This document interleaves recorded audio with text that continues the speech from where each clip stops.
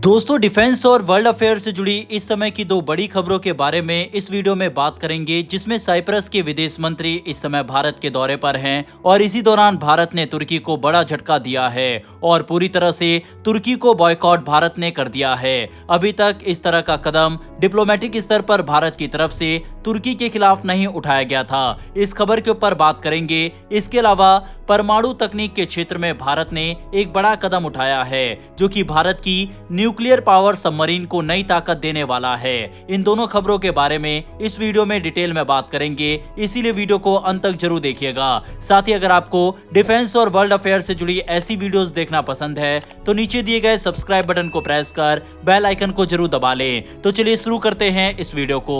भारत अब परमाणु तकनीक के क्षेत्र में एक बहुत बड़ा कदम उठाने जा रहा है। देश एक 200 मेगावाट का एडवांस न्यूक्लियर रिएक्टर बना रहा है, जो न सिर्फ भारतीय नौसेना की भविष्य की न्यूक्लियर पनडुब्बियों को शक्ति देगा, बल्कि इसका एक सिविल वर्जन यानी नागरिक संस्करण भी बनाया जा रहा है, जिसे भविष्य में कंटेनर शिप्स यानी माल ढोने वाले जहाजों में इस्तेमाल किया जाएगा। ये परियोजना भारत के भाभा एटॉमिक रिसर्च सेंटर यानी बार्क द्वारा विकसित किया जा रहा है।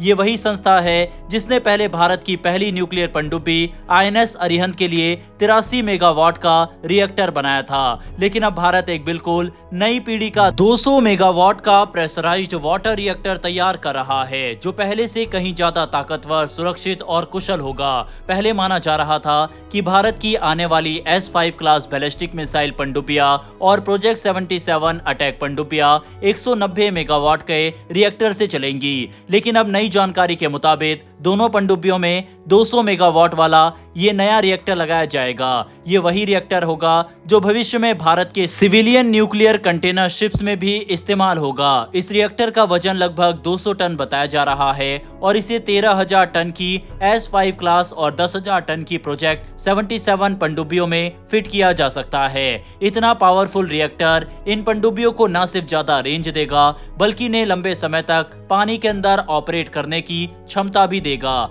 बिना बार बार रिफ्यूलिंग की जरूरत के।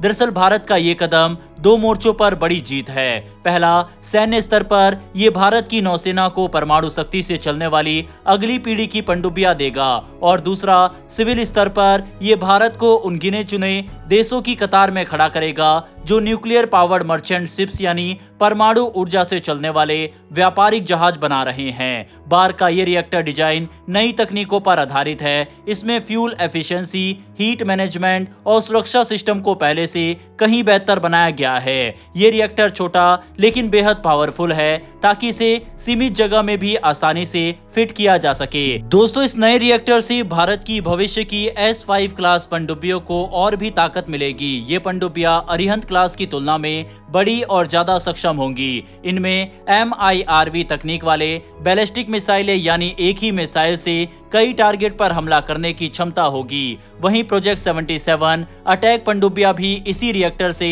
लैस होंगी, जिससे भारत की पूरी न्यूक्लियर पनडुब्बियां फ्लीट को एक समान पावर सिस्टम मिलेगा, यानी स्टैंडर्डाइजेशन और आसान लॉजिस्टिक। लेकिन इसका एक और बड़ा पहलू है भारत का green energy mission. Nuclear powered container ships के जरिए भारत समुद्री व्यापार में फॉसिल फ्यूल्स पर निर्भरता कम करना चाहता है। ये जहाज लंबे समय तक चल सकेंगे बिना किसी प्रदूषण के और पूरी तरह एमिशन फ्री होंगे। इसका मतलब यह है कि भारत सिर्फ अपनी सैन्य क्षमता नहीं बढ़ा रहा, बल्कि आने वाले समय में न्यूक्लियर पावर्ड मर्चेंट नेवी में भी दुनिया का अग्रणी देश बन सकता है। अगर ये प्रोजेक्ट सफल होता है तो भारत न सिर्फ अपनी समुद्री सुरक्षा को नई दिशा देगा, बल्कि वैश्विक स्तर पर एक नई पहचान बनाएगा। एक ऐसा देश जो परमाणु तकनीक को रक्षा और पर्यावरण दोनों के लिए इस्तेमाल कर रहा है। यह सिर्फ टेक्नोलॉजी का विकास नहीं है, बल्कि ये भारत की वैज्ञानिक क्षमता, रणनीतिक सोच और भविष्य की दृष्टि का प्रतीक है। कुल मिलाकर ये 200 मेगावाट का रिएक्टर भारत के लिए वही करेगा जो INS अरिहंत ने एक दशक पहले किया था, यानी भारत को समंदर की गहराइयों में आत्मनिर्भर और अजय बना देगा। बहरहाल बढ़ते हमारी अगली खबर की तरफ, जो कि भारत और तुर्की को लेकर आ रही रही है। हाल ही में भारत और तुर्की के रिश्तों में एक नया मोड़ देखने को मिला। दरअसल बुधवार को जब नई दिल्ली में तुर्की का नेशनल डे सेलिब्रेशन हो रहा था तो भारत ने इस कार्यक्रम से दूरी बना ली। ये फैसला अपने आप में एक बड़ा डिप्लोमेटिक संकेत माना जा रहा है, जो ये बताता है कि भारत अब तुर्की के रुख को नजरअंदाज करने वाला नहीं है। असल में दोनों देशों के बीच मतभेद काफी समय से बढ़ते जा रहे हैं। तुर्की लगातार पाकिस्तान का समर्थन करता आया है, खासकर जम्मू कश्मीर के मुद्दे पर, और हाल ही में जब भारत ने ऑपरेशन सिंदूर के दौरान पाकिस्तान और पीओके में आतंकी ठिकानों पर सटीक हमले किए थे, तब तुर्की ने खुलेआम पाकिस्तान की आत्मरक्षा के अधिकार का समर्थन किया।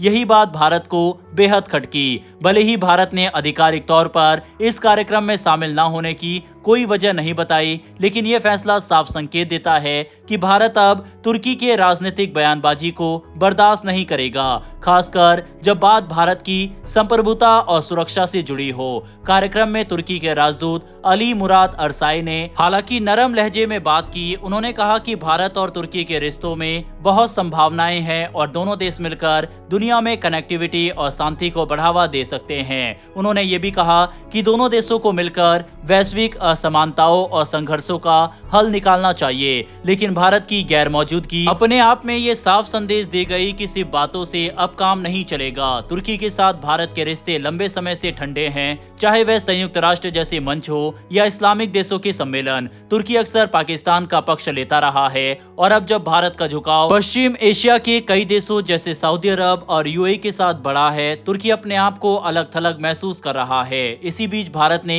एक और बड़ा डिप्लोमेटिक कदम उठाया, साइप्रस के साथ रिश्तों को और मजबूत करने का। ये कदम तुर्की के लिए सीधा संदेश माना जा रहा है, क्योंकि तुर्की और साइप्रस के बीच दशकों से तनाव चल रहा है। दरअसल साइप्रस के विदेश मंत्री काम्बोस इन दिनों भारत की यात्रा पर है। ये उनकी पहली आधिकारिक भारत यात्रा है। उनका मकसद है भारत और साइप्रस के बीच बने एक्शन प्लान 2025-2029 की समीक्षा करना और दोनों देशों के बीच व्यापक साझेदारी को आगे बढ़ाना। भारत के विदेश मंत्रालय के प्रवक्ता रणधीर जायसवाल ने सोशल मीडिया पर लिखा, हम साइप्रस के विदेश मंत्री काम्बोस का स्वागत करते हैं। ये दौरा भारत साइप्रस एक्शन प्लान की प्रगति की समीक्षा और व्यापक साझेदारी पर चर्चा का अच्छा अवसर है। इस दौरान काम्बोस की मुलाकात भारत के विदेश मंत्री डॉक्टर एस जयशंकर से भी हुई। जयशंकर ने कहा कि साइप्रस और यूरोपीय संघ के साथ भारत के रिश्ते हमारी विदेश नीति की प्राथमिकता में है। उन्होंने बताया कि भारत ने साइप्रस के साथ संयुक्त एक्शन प्लान 2025-29 पर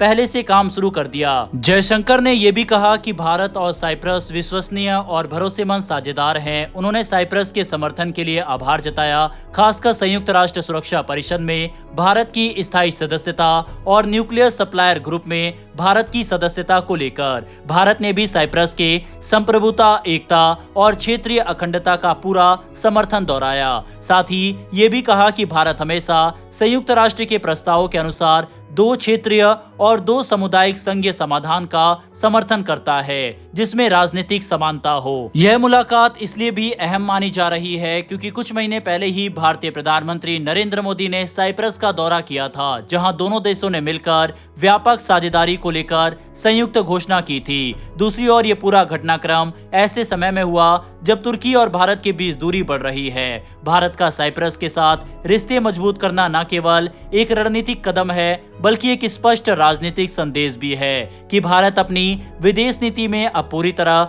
इंटरेस्ट बेस्ड अप्रोच अपना चुका है। जो देश भारत के हितों का सम्मान करेगा, भारत उसके साथ खड़ा रहेगा। तुर्की का पाकिस्तान समर्थक रवैया भारत को अब मंजूर नहीं, और अब ऐसा लग रहा है कि भारत साइप्रस कार्ड अब खुलकर खेलेगा। बहरहाल दोस्तों, इस वीडियो में इतना ही। इन्फॉर्मेशन और वीडियो पसंद आई हो तो वीडियो को लाइक करके हमारी आने वाली डेली ऐसी वीडियो के लिए नीचे दिए गए सब्सक्राइब बटन को प्रेस कर बेल आइकन को जरूर दबा लें। फिर मिलेंगे ऐसी एक नई वीडियो के साथ। धन्यवाद। जय हिंद, जय भारत।